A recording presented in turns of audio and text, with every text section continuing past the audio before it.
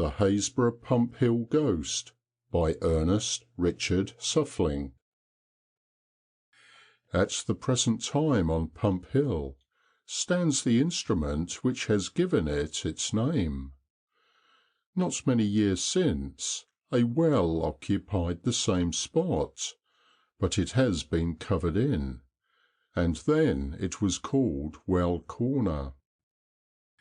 When the following incidents occurred, I cannot exactly say, but from all accounts it must have been at the beginning of the present century, when a good business was done in this village in the landing of silk, lace, tobacco, spirits, etc., under cover of night, and a sovereign to cover each eye of the authorities.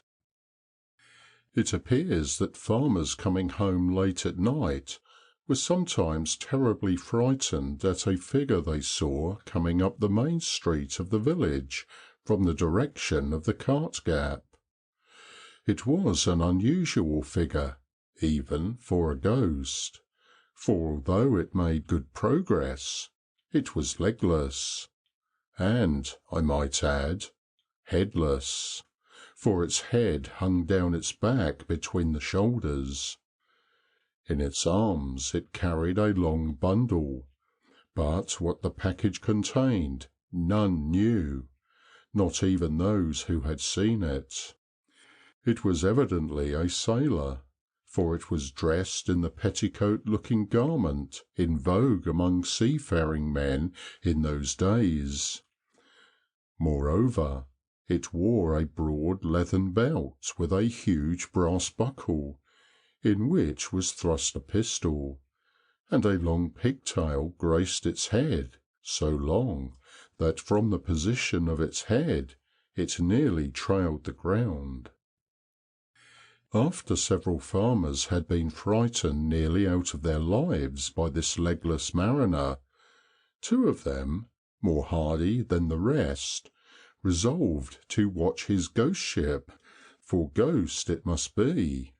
For how could a legless man possibly walk or progress as this one did? Several nights they watched vainly, but at last one night came the bold smuggler sure enough, and the farmers quakingly followed it.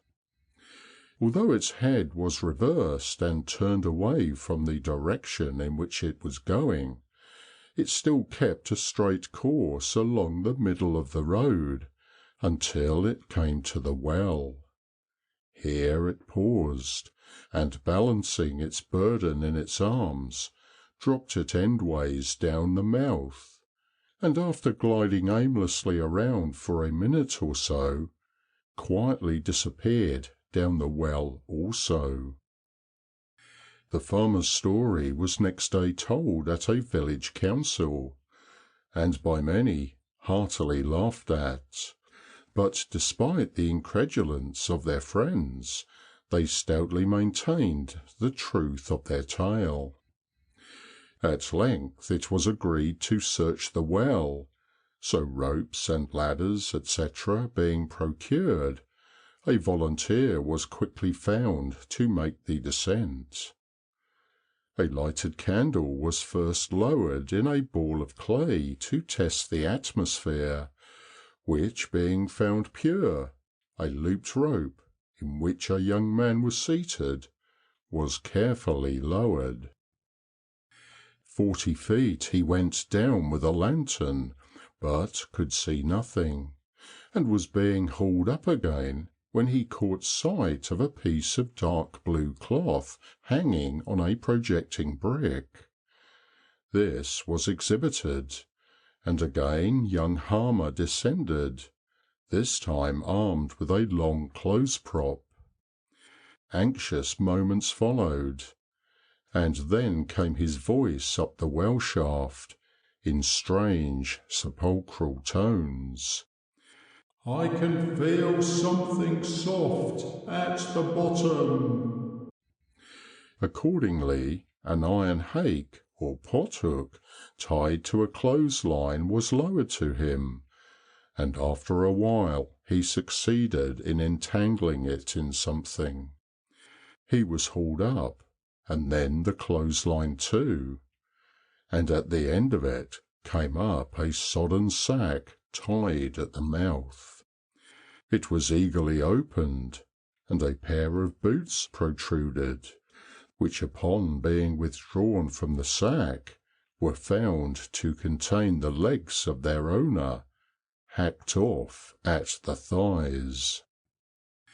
Armour was asked to try his luck down the well once more, but he declined to venture, his find having shaken his nerves very considerably. With the help of a little Dutch courage, a fisherman was at length prevailed upon to go down and see what he could grapple. Down he went, and those who could crowd near enough to the well side to peer down, saw him at work angling with his line and hake, but a long time went by without any result. Something soft he could feel with the clothes prop, but he could not hook it. He wanted more refreshment, so a bottle of rum and water attached to a string was lowered to him. After a refresher, he again went to work, and presently hooked a weighty object, and gave the signal to haul him up. Just as they were doing this, the object was hauled from the water by those in charge of the clothesline, putting his light out.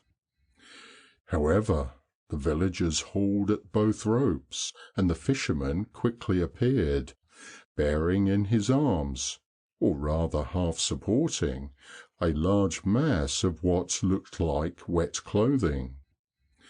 Quickly dropping it on the ground upon arriving on terra firma, he turned it over, and, to the horror of those present, revealed to view the decomposed body of a man, whose head was only attached to the body by a small flap at the back of the neck.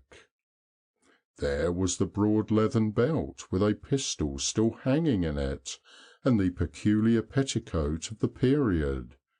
In fact, everything just as the farmers had described as appertaining to the ghost.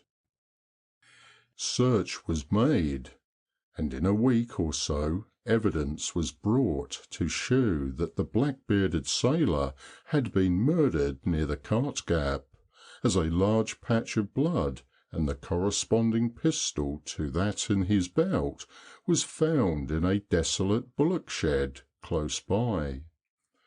3 or 4 gold pieces were also found embedded into the earth, and fragments of 3 empty Schiedam bottles were strewn about.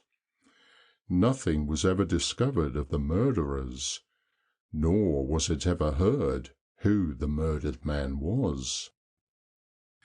It was at the time supposed that there had been a row among some smugglers, and that in dividing their spoil one of them had quarrelled with his comrades, who had killed him by nearly severing his head from his body, and that to make the corpse easier of carriage to the well, they had hacked off his legs and placed them in the sack in which they were found.